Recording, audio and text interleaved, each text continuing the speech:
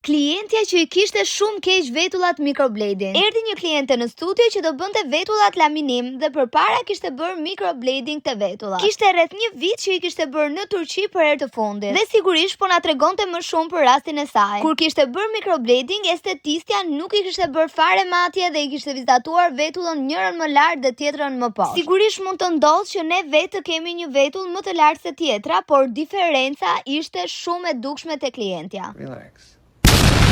Na tregoj më shumë, unë tha kam paguar 450 euro për një seancë dhe ky është rezultati. Mezi kam ardhur, tha të bëj diçka për vetullat se kam mbetur shumë e zgënjur. Nuk dua të bëj më kurrë procedura që zgjasin gjithë jetën se tani kam hall tjetër. Nuk e di si do e heq punimin se kam shumë frikë nga lazeri. Pasi na tregoi të gjithë problemin, i shpjeguam se procedura e laminimit nuk ka fare lidhje me microblading. Me laminimin e vetullës ti mund të rregullosh hapësira ose defektet të vetullës, por në mënyrë shumë natyrale. Dhe ndër të tjera, laminimi është procedurë mujore, pra ti e bën një muaj, muajin tjetër nuk dëshiron më ta bësh dhe vetulla kthehet njësoj siç e ke pasur. Pasi i shpjeguam këtë, filluam me procedurën, vendosëm që t'i bënim pak më shumë prerje te njëra vetull, sesa te tjetra që të bënte diferencë dhe të dukeshin pak më të njëjta. I pëlqeu shumë procedura sepse ja mbuloi totalisht punimin dhe i dolën yll. Historia sigurisht nuk ishte për rastin e klientes në video, por te ky rast mund shikoni se si punimi microblading mbulohet totalisht me laminim. Dhe nuk ju duken më cepat e punimit sipër dhe fijet tuaja poshtë, por dallohet një vetull e plot, natyrale dhe pas një punim microblading. Shikoni pak përfundimin.